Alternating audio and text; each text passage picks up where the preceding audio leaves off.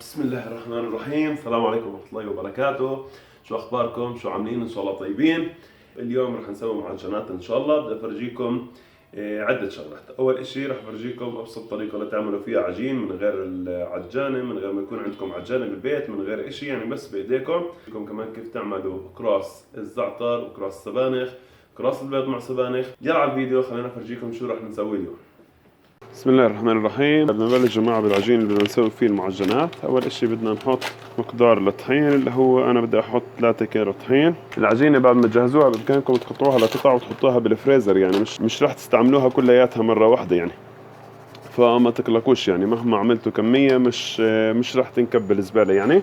هلا احنا بدنا نعمل عجينة بسيطة جدا، مكوناتها كثير سهلة. أول إشي حطينا 3 كيلو طحين، بعدين حطينا كمشة بالإيد، طلع كمشة ونص بالإيد حطينا سكر، بعدين بدنا نحط برضو كمان كمشة بالإيد زي هيك، بدنا نحط ملح، وبدنا نخلطهم مع بعض عشان ما تختلط الخميرة مع الملح والسكر، تحديدا مع الملح. خلطناهم منيح. هلا بدنا نضيف بعديها رشة خميرة صغيرة زي ما انتم شايفين، هي بالإيد يعني بحدود معلقة خميرة. هلا بنخلط مع بعض منيح، وبدنا نضيف عليهم بعدين المي مقدار المي نص مقدار الطحين. يعني مثلا حطيتوا 3 كيلو طحين بتحطوا لتر ونص مي، او حسب الحاجة يعني. ممكن انه تحتاجوا بزيادة اكتر شوي تضيفوا عليها شوية مي بزيادة. بسم الله الرحمن الرحيم. هاي ضفنا المي. طيب هلا بدنا نبلش نعجن. طيب يا جماعة، بسم الله الرحمن الرحيم. هلا بدنا نسمي ونبلش نعجن بالعجينة. بلشوا حركوا بشكل منتظم يعني هيك، تحركوا الجاط، تبلشوا تحركوا الجاط بإيد، وبالإيد الثانية تعجنوا، أو بإمكانكم تعجنوا إذا بتحبوا بالخلاط الكهربائي، بالعجان الكهربائية، كيف بتحبوا. أنا بعجن بالإيد على أساس أفرجي الناس اللي ما عنده خلاط كهربائي، اللي بده يعجن على إيده، اللي بده يعجن كمية صغيرة يعني. إحنا رح نعمل الكمية هاي 3 كيلو، وحسب كيف بدكم تقسموا منها بتقسموا. بإمكانكم تعملوا 3 كيلو، تعملوا كيلو، تعملوا 2 كيلو، كل واحد حر بالكمية اللي بده يعملها. طيب هلا ضلوا اعجنوا لحتى يطلع عندكم قوام متناسق، يصير عندكم عجينة متناسقة.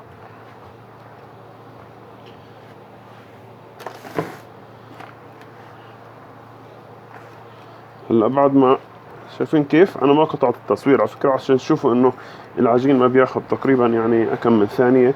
هيك صار عندنا عجنة متناسقة. هلا بدنا نتركها ترتاح تقريبا بحدود ربع ساعة زمان أو نص ساعة زمان، نرجع نعجنها كمان دور. هيك بصير عنا عجينة يعني متناسقة 100%. بنتركها ترتاح بحدود ساعة زمان، تكون جاهزة للتقطيع. أوكي، هيك صارت العجينة جاهزة. هلا بدنا نغطي عليها ونتركها ترتاح تقريبا نص ساعة زمان.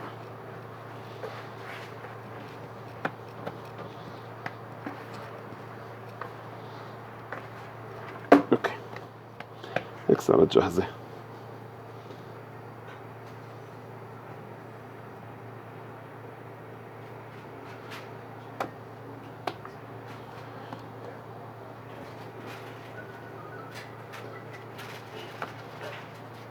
هلا بعد ما تركنا العجينة ترتاح يا جماعة تقريبا حوالي نص ساعة زمان، رح نرجع نعجنها كمان دور من أول وجديد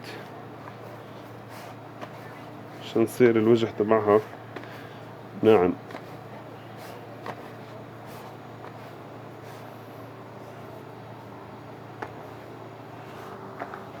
اوكي بكل بساطة، بس أهم إشي إنه تخلوا العجينة مغطية، لأنه إذا ظلت مكشوفة بالهواء رح يصير وجهها كثير ناشف ويتشقق ورح أغلبكم كثير.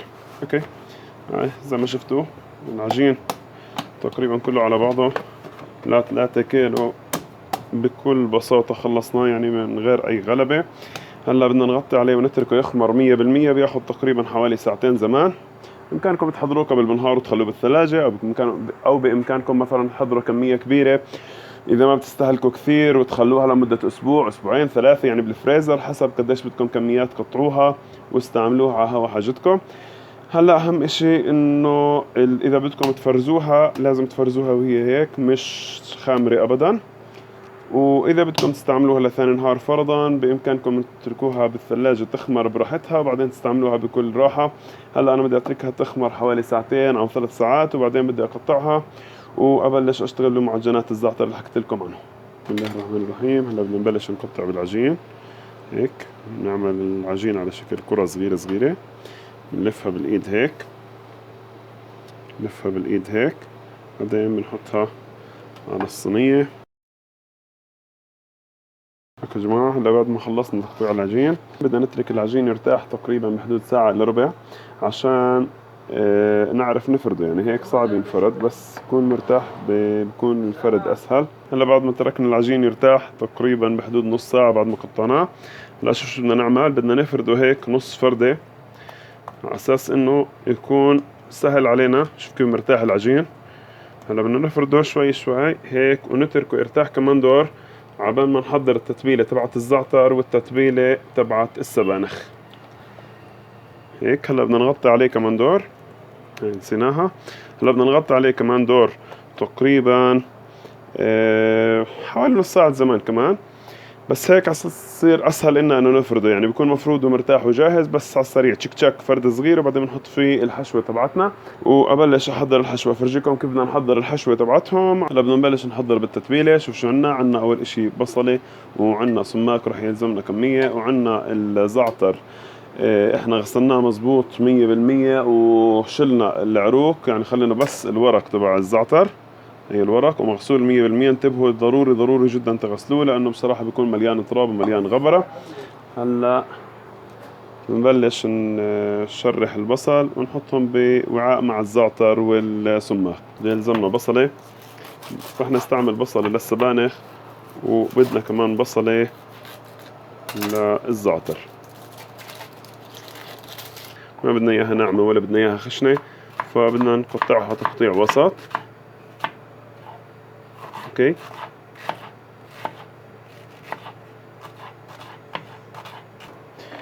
حطينا البصل فيه وحطينا الزعتر، بس اهم اشي زي ما حكيت لكم انه ضروري جدا انه ينغسل. واستعملوا بس للي ما بيعرف يعني استعملوا بس الورق، لانه بصراحة رح تتغلبوا بالعروق كثير. هاي حطينا شوية سماك وهاي شوية زيت زيتون، كاسة صغيرة زي هيك، كاسة اسبريسو يعني. اوكي. ورشة ملح صغيرة. هلا اخلط يا معلم. اوكي. نحط كمان شوية زيت زيتون ونخلط. حطينا كمان نص كاسة زيت زيتون تقريبا. خلينا نخلط. هلا صارت التتبيلة تبعت الزعتر جاهزة. هلا بدنا نجهز التتبيلة تبعت السبانخ. هلا بدنا نبلش يا جماعة بالتتبيلة تبعت السبانخ. نفس الاشي، نفس فكرة الزعتر برضو كمان. راح يلزمنا بصل، راح يلزمنا سماك، راح يلزمنا زيت الزيتون وشوية ملح.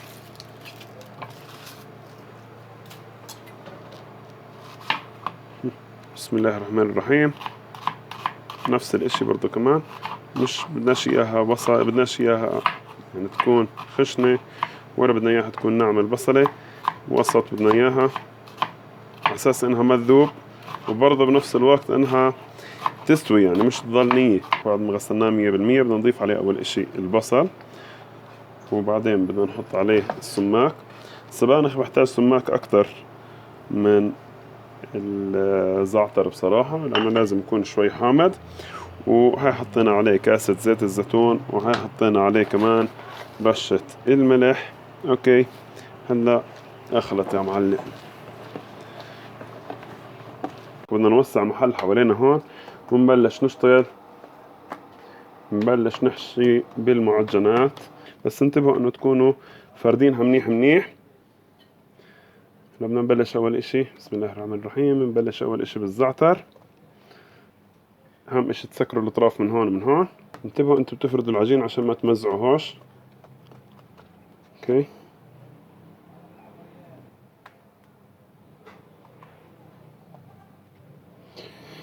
يا الله يا كريم. فاول ما بنخلص فردها فورا، اول ما بنخلص الحشي فورا لازم ندخلها على الفرن. دخلناها على الفرن، رح نتركها تقريبا بالفرن حوالي 3 دقائق وبعدين نفحصها. تقريبا تحمروا. هلا ما بدنا نتركهم كثير بالفرن عشان ما يخربوا، عشان ما ينحرقوا، لازم نطلعهم فورا. النبي، اللهم صل على سيدنا محمد. حمارين زي الفل.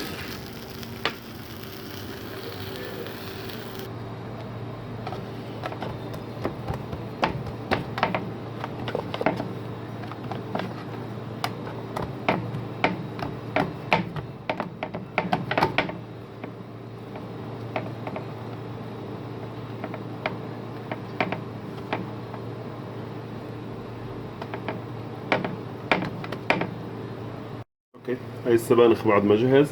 يا جماعة لاحظوا شغلة، إذا لزق معكم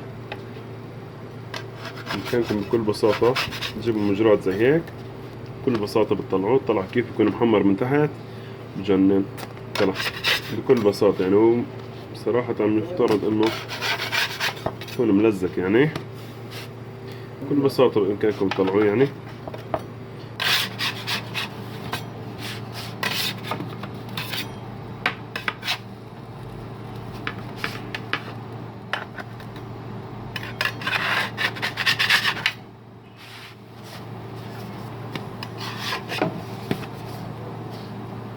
زاد عنا شوية عجين وزاد عنا شوية سبانخ، فبدنا نعمل فيها نكروس بيض مع سبانخ. خلينا أفرجيكم كيف. أول إشي بدنا نفرد العجينة. بعد ما فردنا العجينة بدنا نعمل لها طرف صغير.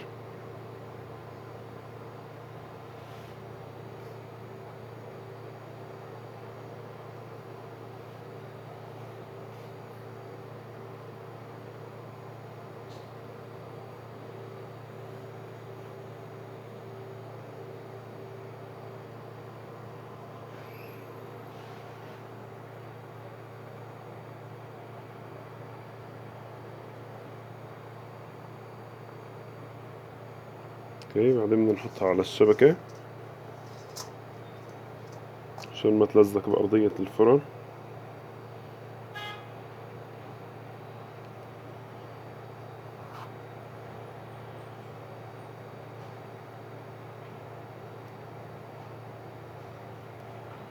اوكي، هاي العجينة جاهزة. هلا بدنا نفقش البيض على السبانخ.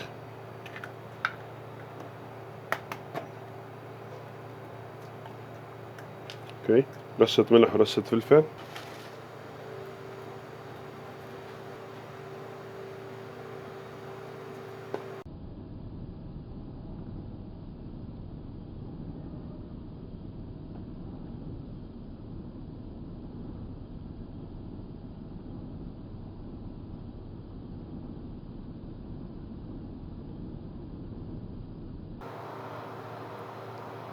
اوكي، هلا بدنا نخلطهم ونحطهم نحطهم على العجينة.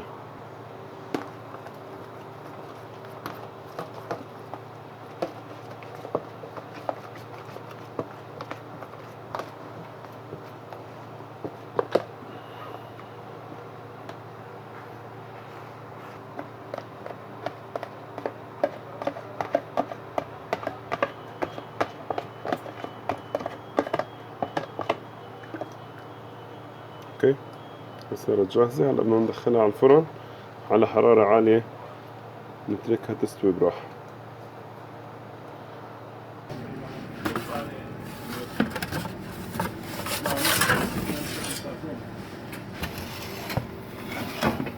اوكي، هلا تحمر من فوق، بس بدنا نخليه يتحمر شوي صغيرة من تحت.